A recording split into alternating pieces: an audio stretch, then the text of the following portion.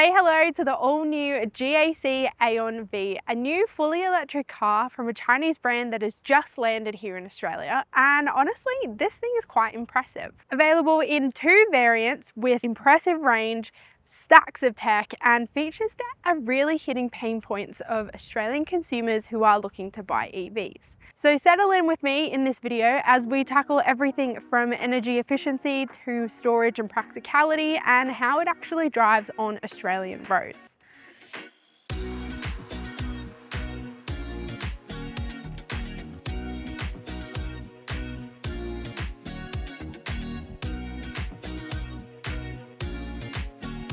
The Aonv is GAC's all-electric medium SUV.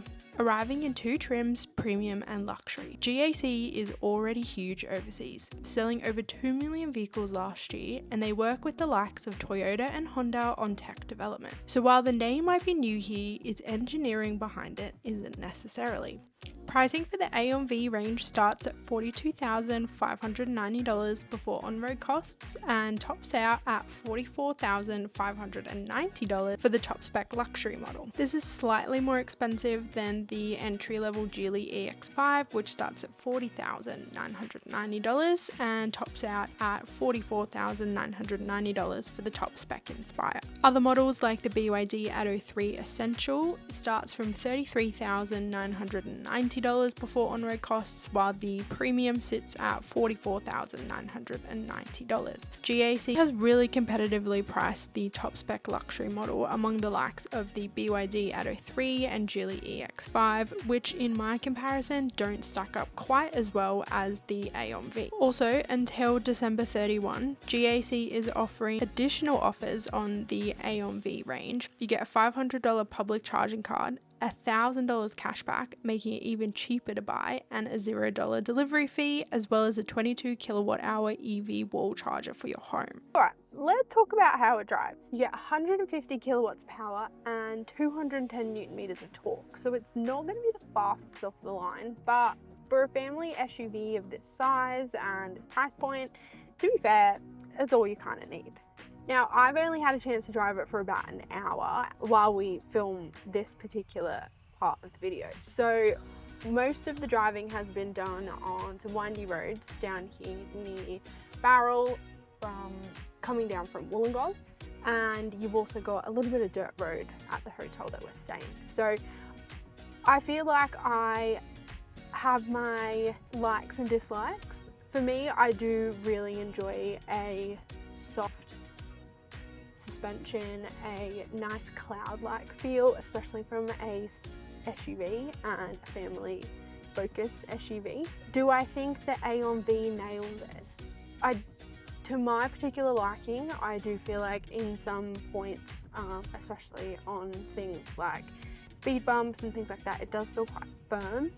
So it is definitely something to consider and something to test out for how you like to drive on a test drive, which you can do at a GAC dealership. So with the Aonv range, you get 510 kilometers of pure electric range. Now, at the moment, we are averaging around 16.8 kilowatt hours per 100 kilometers in this particular car. Now, in the car that we were driving on the way down, which had a mixture of quite considerable highway driving, we were averaging around 20.8 kilowatt hours per 100 kilometers, which for me is quite a bit of a red flag for a brand new electric SUV.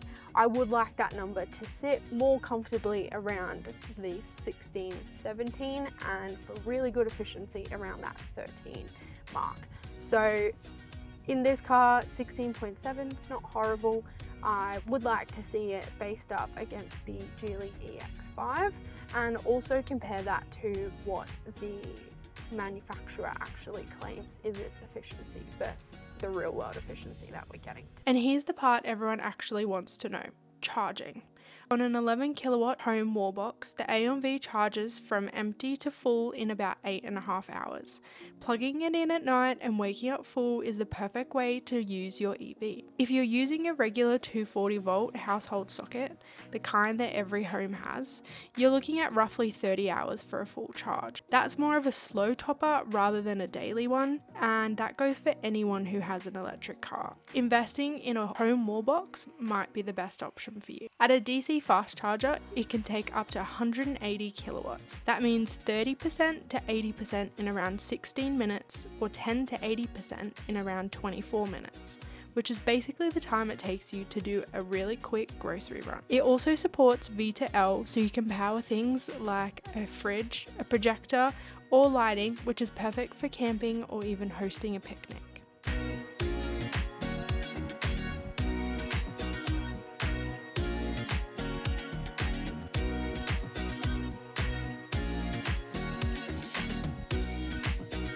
Other things about how it drives, you have got different drive modes. So you've got comfort, sport, and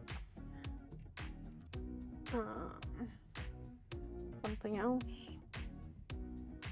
But this brings me to my next point, is everything is controlled in this infotainment screen in the middle. And if you're someone like me who really likes to lean off buttons and things to touch, especially when you just need quick little handy adjustment to your climate control, or you need something that is meant to be and has always been traditionally a button, it does get quite annoying and sometimes even a little bit frustrating. So I would definitely keep that in mind. There are a lot of electric, specifically Chinese EVs at the moment, which do put a lot of the heavy lifting of the buttons that are traditionally in cars for, say, your climate controls, your radio controls, now inside a screen. So it might just be something that we all have to get used to, but I definitely think that it does miss out on very basic, functionality by putting everything in that infotainment screen. Other buttons that I would like to have that are now in the infotainment screen are things like your headlights, your fog lights, how to adjust your mirrors. There are absolutely no buttons in and around the car aside from your window controls, which to me is going to take a little bit of getting used to and could actually put me buying off the car. But if you're open to a little bit of change and open to learning the infotainment screen and where everything lives, then this could be a car that you will happily consider driving. Again, we have to remember the price point and considerations around costs that will come with pricing a car this competitively. Design-wise, the Aon V stands out without being too weird or over the top. Inside, it's modern and calming. There's lots of soft materials, a big 14.6-inch touchscreen with Apple CarPlay and Android Auto, and a massive panoramic sunroof with a powered sunshade. The cabin is super quiet thanks to the acoustic glass and sound insulation. One note I do want to make is just around the cabin and how it feels. Now, the seats are in the top spec model, you do have a massage functionality, but in both models you do have heated and ventilated seats, which is a nice luxury touch, especially if you are looking at comparing it with other electric vehicles in the same segment. I think one thing to consider is just how many features are included in the Aon V range as standard. You get things like a cool box and a heat box.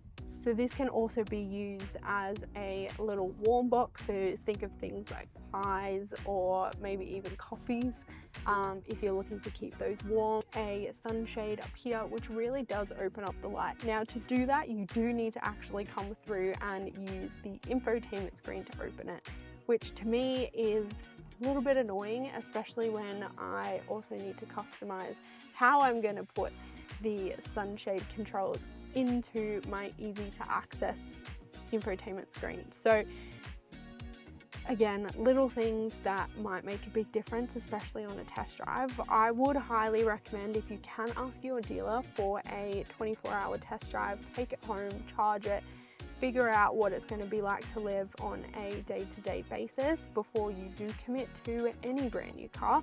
But specifically, if you are going from an internal combustion engine to an electric car for the first time, you really want to give yourself that confidence that it is going to fit into your lifestyle. The back seat is one of the Aon V's biggest highlights. It has legroom that is almost luxury SUV level.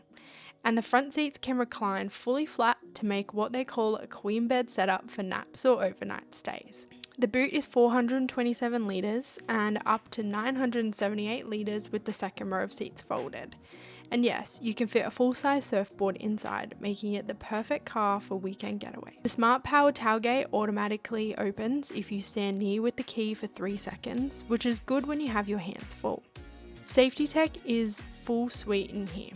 Adaptive cruise control, auto emergency braking, lane keeping, blind spot monitoring, traffic sign recognition, and a 360-degree view camera.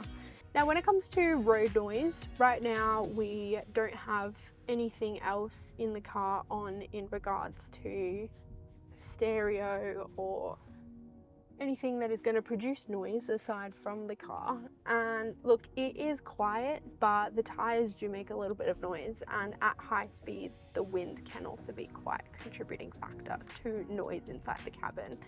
The M8 PHEV did a really good job at cushioning and really taking out a lot of that noise when it came into the cabin, whereas the Aion V does let a little bit more of that in. And that could simply be just down to the materials that they've used in here, as well as obviously the price point and the car as well. So I wouldn't say it is something to be cautious of. It is definitely nothing compared to some other EVs that I have driven, but something to maybe add to your checklist on a test drive to see how it feels for you. Although you do have 150 kilowatts of power, 210 Newton meters of torque, you do find that it is enough on a highway and you aren't going to struggle overtaking. It is a car that's definitely built for efficiency and just general city driving rather than a performance car. But in saying that, I will struggle to think of any other times when you would need to have more power and torque. It does have a towing mode, and I will make sure to put the towing capacities up on the screen for you. But in saying that, it also being an electric car, I wouldn't be towing that much if I am really conscious about range or if I need to travel long distances while towing. I would look at a plug-in hybrid or a petrol or diesel car. So to me, 0 to 100 sprint times are just really unrelatable. I don't see a reason why in day-to-day life and city life you're really going to want to depend on a 0 to 100 sprint time when you are buying a car.